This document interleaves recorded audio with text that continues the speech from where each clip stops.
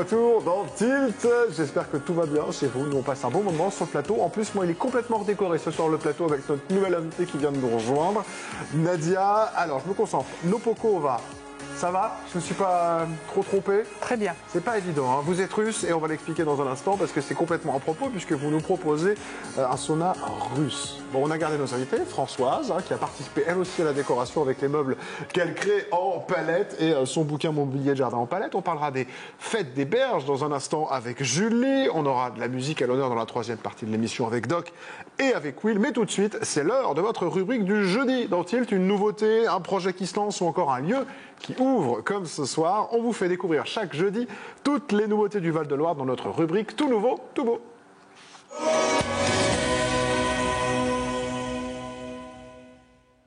Et c'est donc avec Nadia qu'on va découvrir un sauna. Alors, je vais essayer de prononcer le nom, le Bania Babouchka.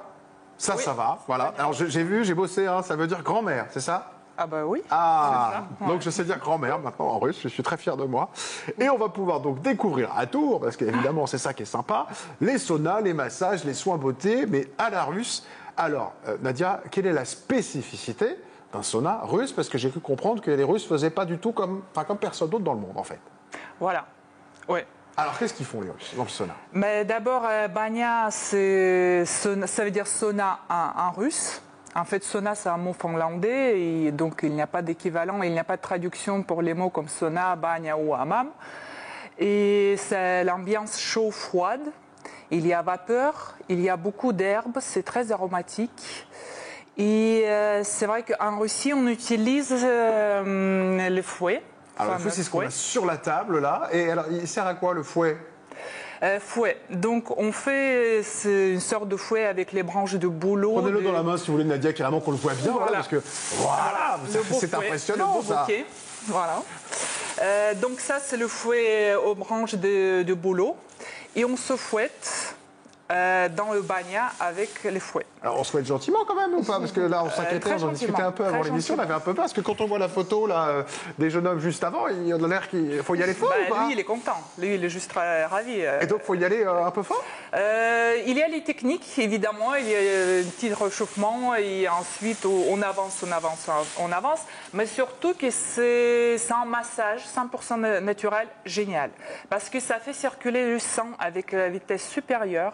Et du coup, ça devient une véritable cure de détox, de nettoyage profondément.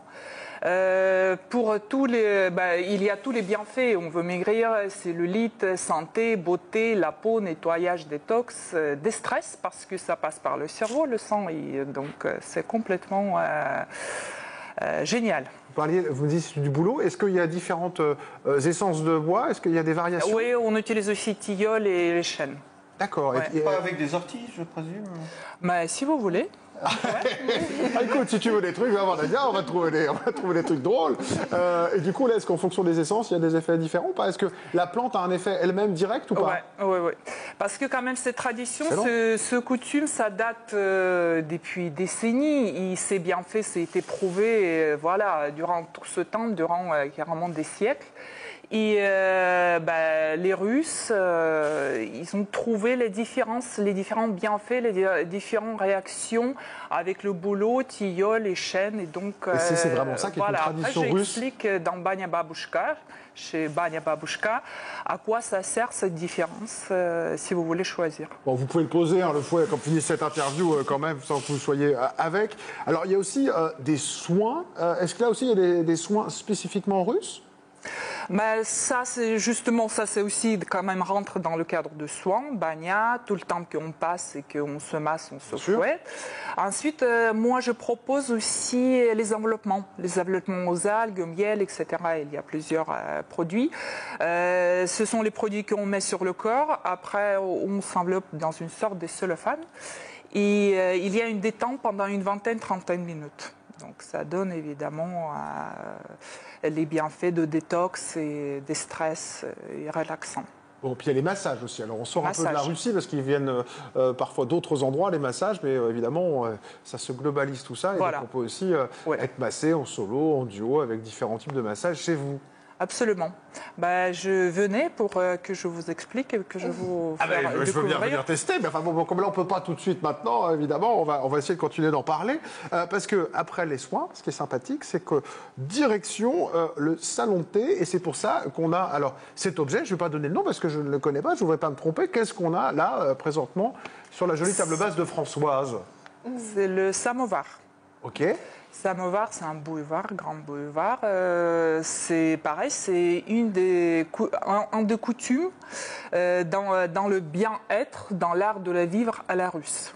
Il est essentiel, c'est une peut-être pièce maîtresse parce qu'on boit beaucoup de thé.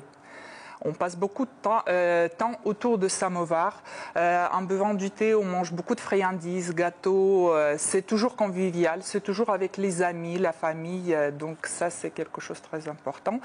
Et traditionnellement, on fait les samovars très, très colorés. C'est très joli, très beau. Donc voilà, ça, et vous c'est êtes quelque chose à spécialiste de ça aussi, c'est-à-dire du thé, des tisanes, etc. Oui, j'ai amené les tisanes. Vous êtes très, très pointu. Voilà, j'ai amené les tisanes. Moi, je viens de la Sibérie et donc j'ai amené les tisanes directement de là-bas. Il y a une chaîne qui s'appelle les montagnes d'Altaï, entre la Sibérie et Mongolie. Et c'est peut-être une des terres rares encore sur la Terre qui est complètement sauvage.